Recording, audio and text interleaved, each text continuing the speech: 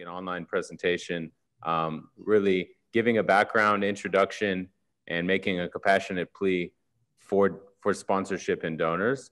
I will be going through some slides. I'm going to try to keep this to about 20 minutes, 25 minutes max. But we will be holding another webinar on the 11th where I'm leading the communications in terms of reaching out to corporates, NGOs, VVIPs to try to elicit their attendance for the 11th as well. But any effort or support that those of you who are on this call can provide in increasing awareness would be greatly appreciated.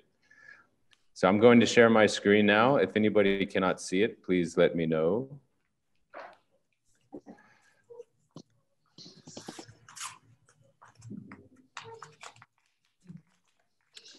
Okay, so the intent of the presentation today is to go through Yayasan Solemen Indonesia's 5-year plan.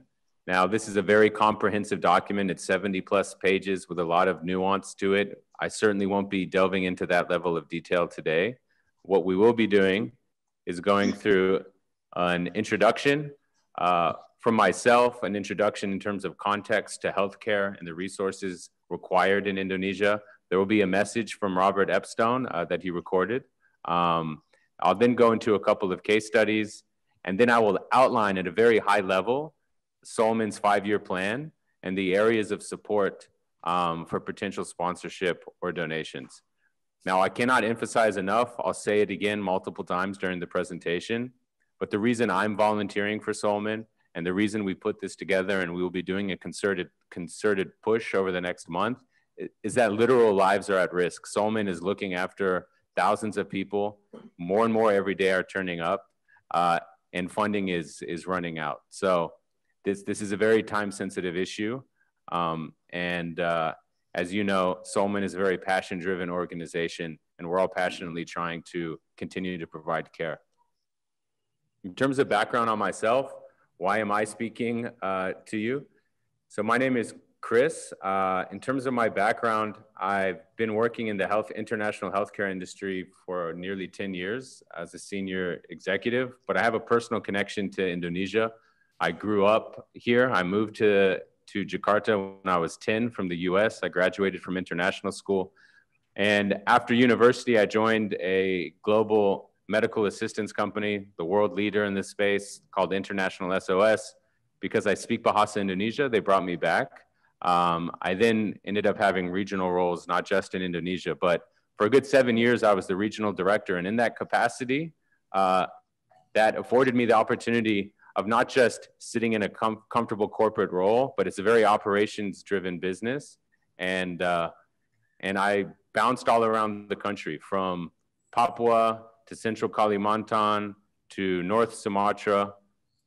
Oh, sorry, let me just let a couple other people in.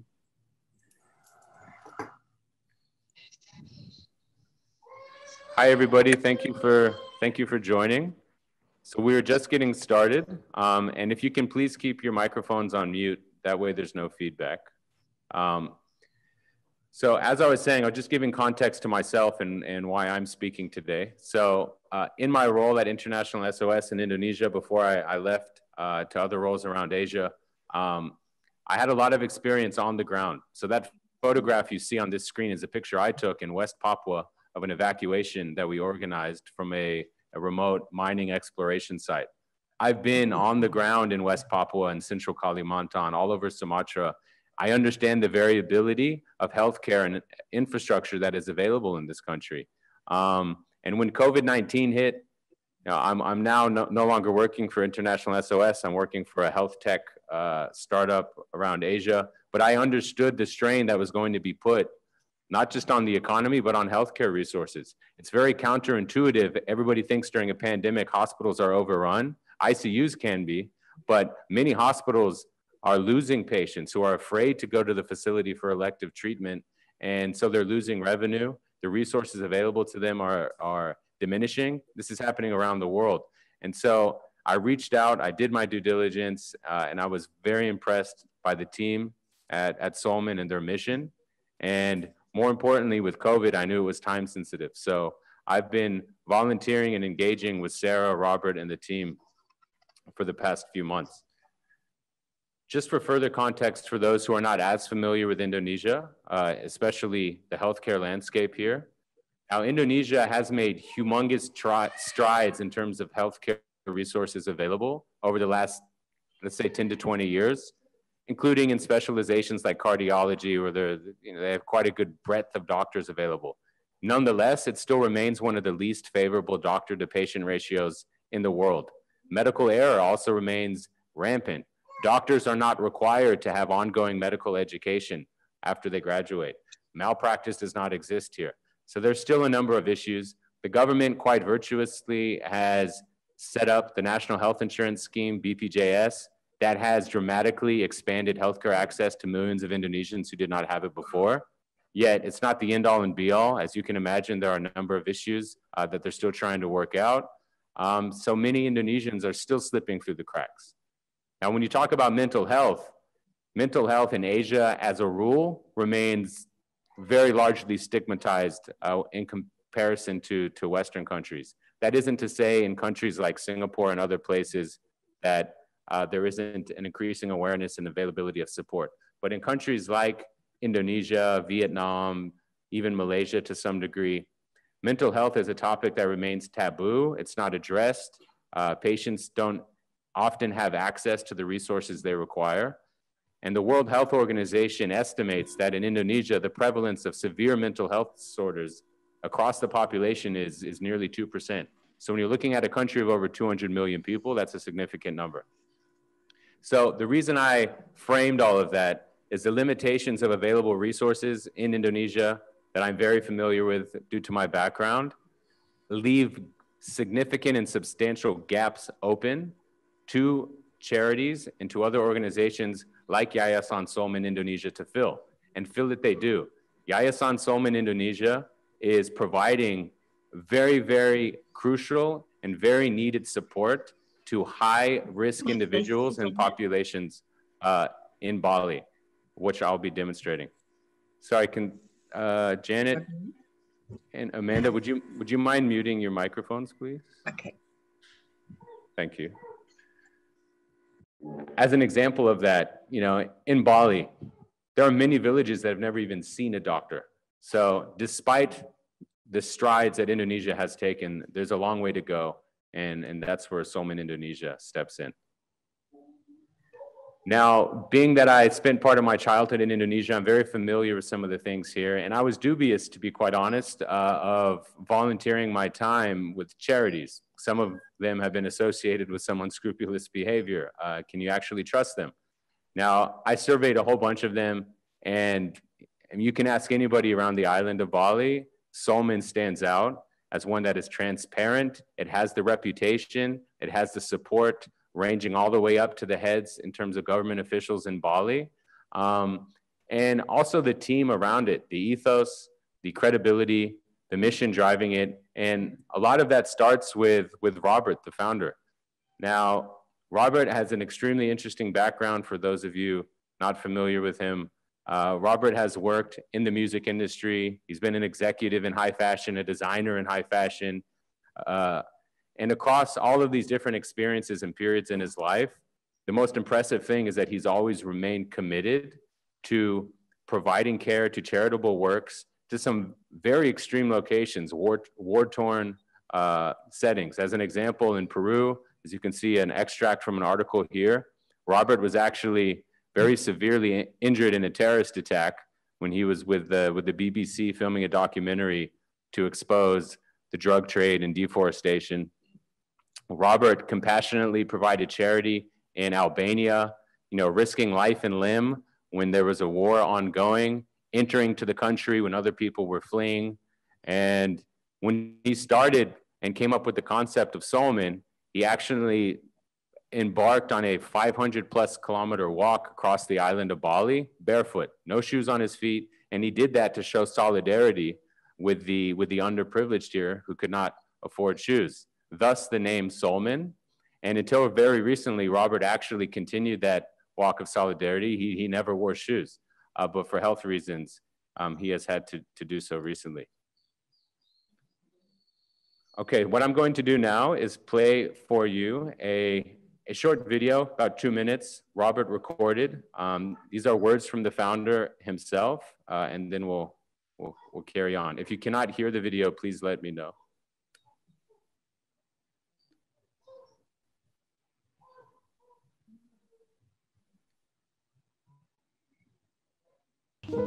Well, firstly, apologies for appearing in my hospital gown. I've been in KL for the last 2 months with lung cancer surgery and some other bits and pieces. I'm now absolutely fine. I'm looking forward to getting back very shortly to Bali to take the reins again at Solemen with my team. You know, since starting the charity just over 10 years ago, Solemen has managed to do so many outstanding things, helping to change lives in Bali. We've lost more than 90% of our funding since the pandemic struck in March. Almost all of our funding came from the hospitality industry, which has been decimated, causing so many to lose their jobs, resulting in an even greater need for our services on the island. This has resulted in more need to secure food to distribute, monthly costs $5,000. More need to continue our medication for our mental health programs, currently running at $7,000 a month. More need to expand our sustainable gardens, including our aquaponic systems. More need to keep our outreach team on the road daily to continue to provide care and medical assistance for so many. More need to keep our care and recovery center going. More need than ever to keep going and expand our services. I don't want to use the word beg, but I implore you to really help us if you can possibly help us in the ways I've just been describing. We need to continue. As I said, we've been going for 10 years. We have a proven track record. We're transparent. We do an astonishing amount of good on a daily basis. We want to continue. It's a needed service for Bali. So please help us. Please share. And thank you for really anything and everything that you can do for us. Thank you for listening. On behalf of the Solemen team, thank you. Terima kasih, Solemen. Thank you, Solemen. Solemen really help the children and also my grandson. Solemen, thank you so much. Terima kasih. Thank you, Solemen.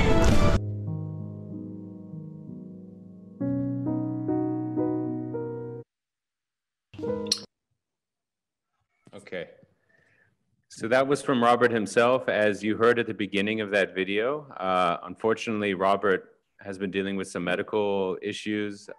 He had lung cancer. We managed to get him, very fortunately, into Malaysia. The situation, he's had surgery performed.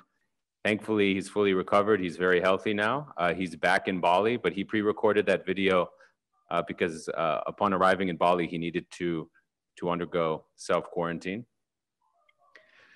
Okay, so moving ahead, I'm going to try to get through the rest in about 10 plus minutes, 10 to 15 minutes. So there are two sides to Bali. One side we're all familiar with. This is the Instagrammable Bali. It's the 5-star luxury resorts. And Bali is a beautiful place with a lot of cultural resources, but there's another side to Bali. That's this side to Bali. This side is where Solemen exists and operates and provides support for those who are slipping through those cracks that I alluded to at the beginning of the presentation. These are photographs taken from Solemen's outreach team of a man who had been literally locked in that room, in that cage for years. And I'm going to go through a couple of case studies of similar situations. Solemen refers to these patients as soul buddies. It's an affectionate term for the people who are under the care and the guidance and the support using the resources that Solemen has managed to amass. That is a photograph of Sarah Chapman. She's the co-head of Solemen with Robert. She oversees the outreach team. Sarah's not somebody to sit in an office. She's on the ground. She's out there in these remote villages, building relationships, extending a helping hand to those who literally have no social safety net behind them.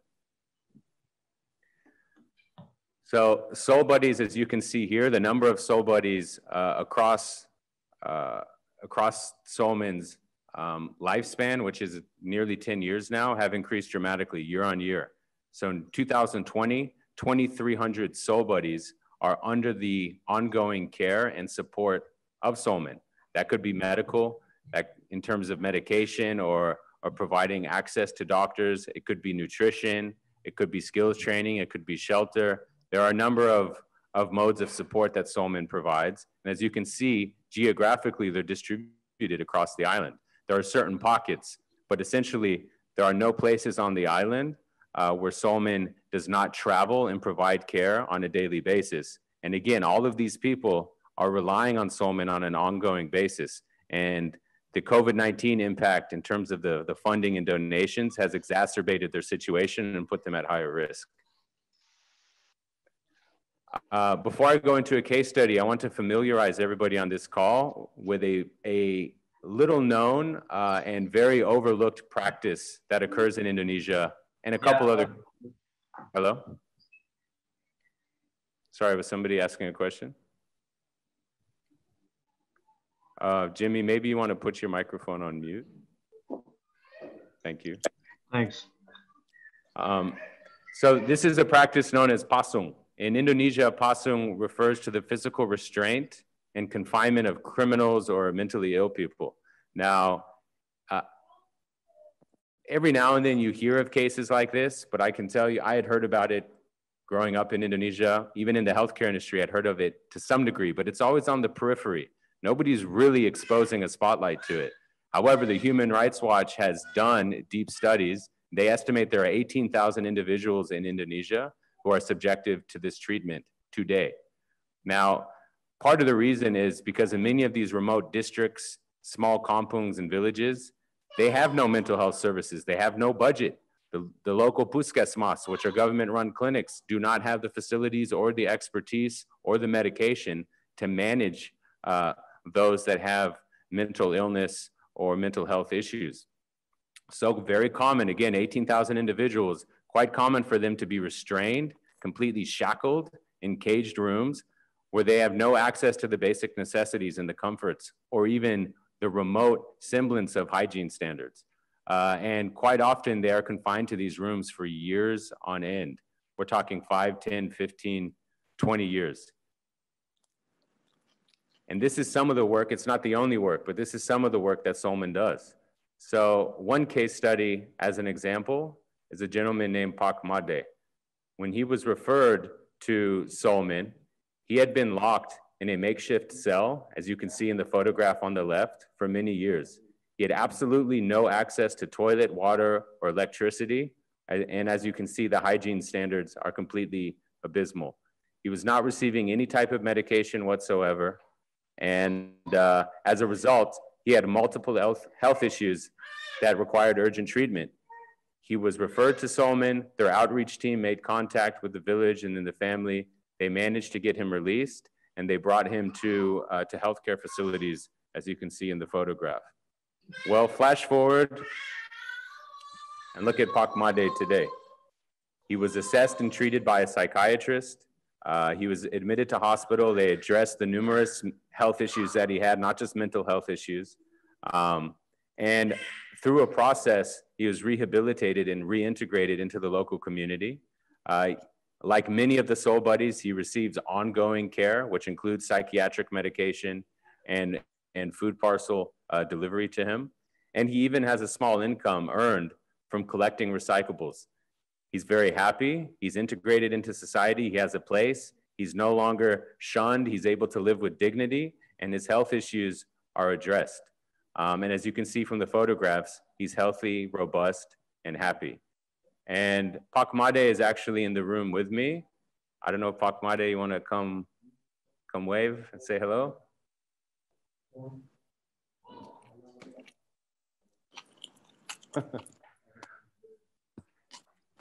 everybody can see, there is Pak Made.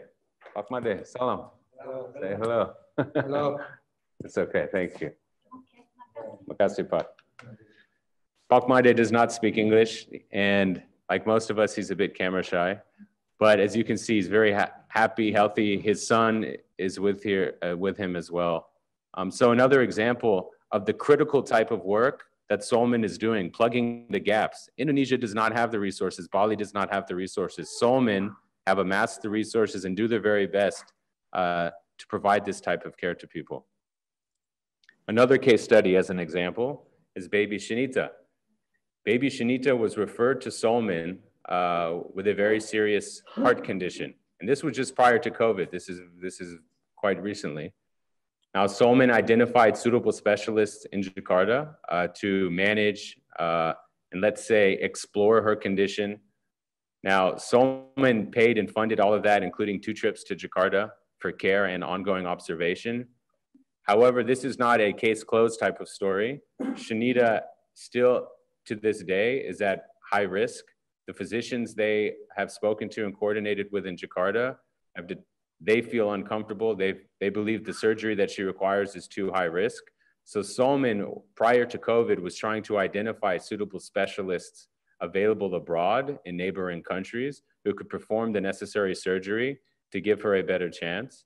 So this is an ongoing case and an example of one of the soul buddies who desperately needs help. And if Solemen runs out of funding, this is the type of soul buddy who will be put at even higher risk.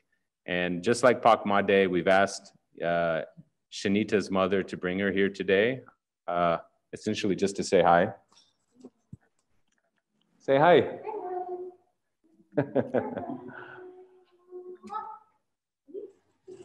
Makasih.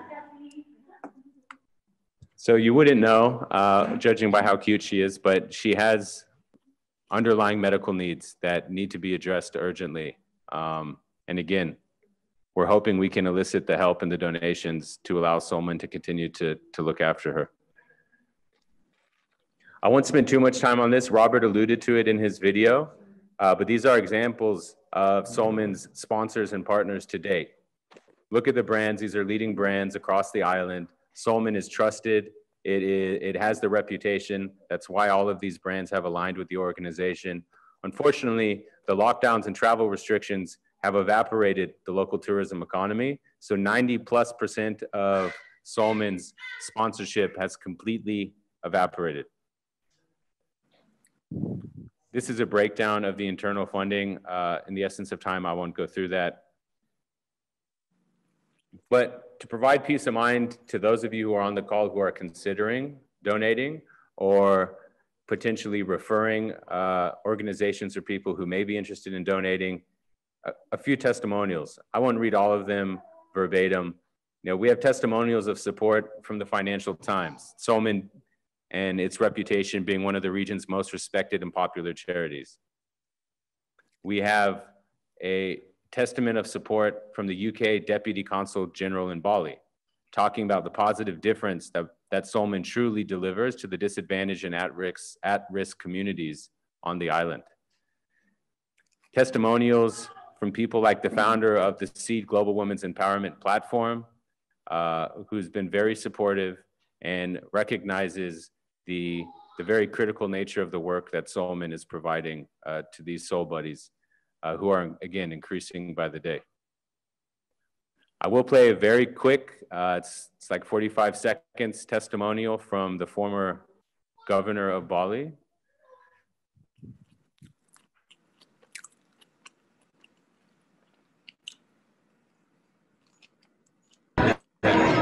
I'm Pastika, the governor of Bali.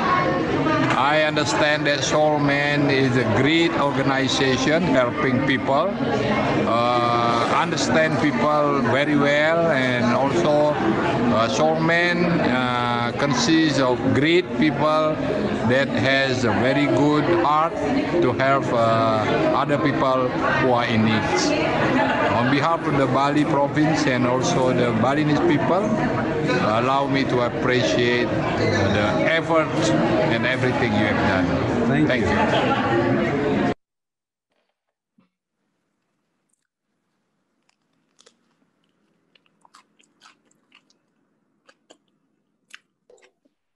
Apologies, I was on mute. So those introductory slides are meant to lay the groundwork, give you the context, give you the credibility, understand that it's an organization with a critical mission that can be trusted if you were to consider donating. This last component of the presentation, I'm not going to deep dive in terms of granular detail, but I will at a high level introduce the key areas that are available for sponsorship, collaboration, and donation. And these are all integrated in Solemen's 5-year prospectus and 5-year plan. The full document is available on the website at solemen.org. Number one are outreach bases. So Solemen is looking to set up multiple outreach bases across the different locations on the community, rather than consolidating care in Denpasar or in Kuta and putting mobile teams out into the field. The plan is to set up and establish outreach bases in strategic locations that will create a more efficient net and framework of care that Solemen can deliver. And as you can see, there's multiple areas within these outreach bases that can be sponsored, whether that is a worker, a base itself, a vehicle. When I mean vehicle, we are talking about mobile medical units that have the requisite equipment and medication to be able to provide care on a mobile basis. Or even sponsoring a soul buddy themselves. Next, the Bali Dynasty Care and Recovery Center, which is already up and running. You know, the availability of sponsoring a room, sponsoring a soul buddy again, new vehicles, or additional workers. This is a facility where Solemen is providing care, providing shelter, and providing work to many of the soul buddies, or I should say not many, but several of them who have transitioned from being soul buddies to actually working for the organization themselves, where they have a capacity to do so. Next is the Food Dignity and Sustainable Gardens Program. This is very, very cool. If you ever have a chance, for those of you based in Bali, to visit Solemen's headquarters in Kuta, they have a number of these aquaponic gardens set up. This is an entirely sustainable food source. It does not cost much money to allow a family to have vegetables and fish on a sustainable basis, the technicalities of which I'll spare for the sake of time. But if this is something you have interest in sponsoring, we'd be happy to show you all the details, a lot of which is also up on the website. In the 5-year plan, there's also a framework for developing a psychosocial rehabilitation center, which has different components available for sponsorship. Very important, as I mentioned, the lack of mental health care resources in Indonesia as a whole, and in Bali specifically, are such that this would be one of a kind. Nothing like this is available on the island for the many people who do have mental health requirements.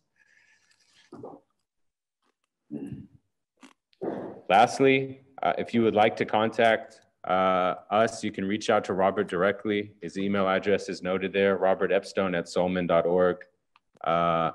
And we can discuss areas of donation and collaboration.